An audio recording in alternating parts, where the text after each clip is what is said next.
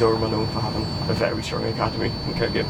How important is it to have the clubs underneath the Durham feeding into that? It's the lifeblood of cricket in the region, and all the talent comes through that system. So having good strong clubs underneath, and those feeling part of the fabric of cricket in the region, is absolutely crucial. Obviously the academy pulled out of the NEPL. How important is it that now that the local clubs are there for the players to get experience now they're not in the league? Yeah, the players are members of their clubs before they become members of the academy, so the decision to pull out of the league was twofold really, that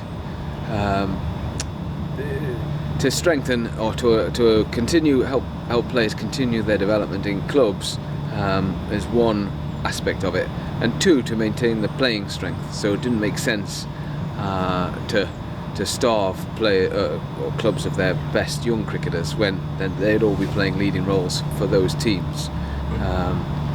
So yeah. Obviously there's been concerns in club cricket with the amount of players and getting kids and that. Are you concerned that's going to have a knock-on eventually on the talent coming through? I think it's a really healthy situation in clubs at the moment.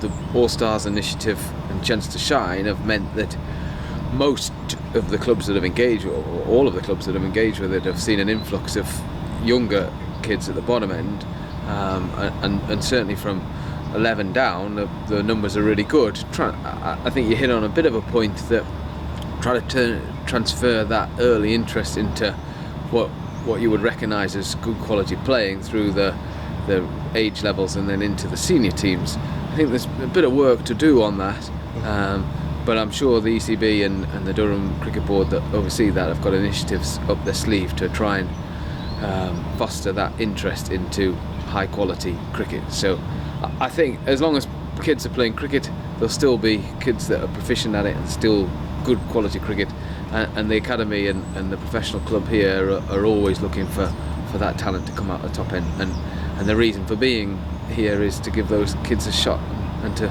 give them an opportunity to play on the national stage. Obviously this always expense to because I'd have a starring role, and obviously Wood in the World Cup. How important is it for the younger kids to have those role models on the stage? I think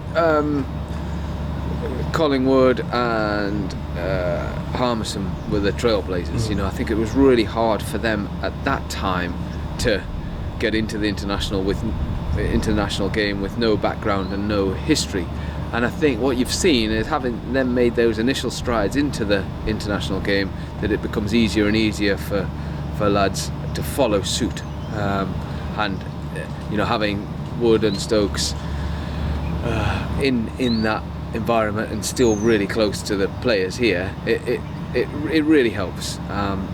Role models and things to levels to aspire to for the younger ends is fabulous, but probably when you get a little bit closer to home, having been able to rub shoulders and train alongside lads on a regular basis really does help. I mean, this year, I suppose last season now, you've seen a lot of younger stars like Scott Steele and that make a big impression on the team. How pleasing is that for the academy to see these players stepping up and making an impact? Yeah, it's fabulous really. I mean, it's what you do it for really.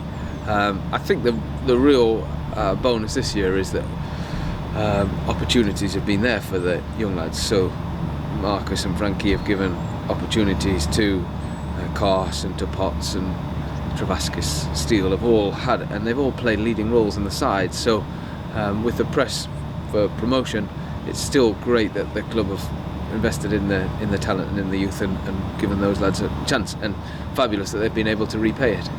Obviously got the 100 next season. With those sort of key players and missing to go and play in that, is that an even bigger chance next year for more academy players to step up into the gaps? Yeah, that's it. Sometimes you lose players at the top end, either to England or to the 100 competition, and that's frustrating, but then that provides opportunities. So yeah, there'll be fellas looking to fill Bryden and Rimo's shoes with Ben and Mark away as well. So yeah, there is places up for grabs, and hopefully those fellas that hot on their heels are ready to take those chances and stake their claim for honours further down the line.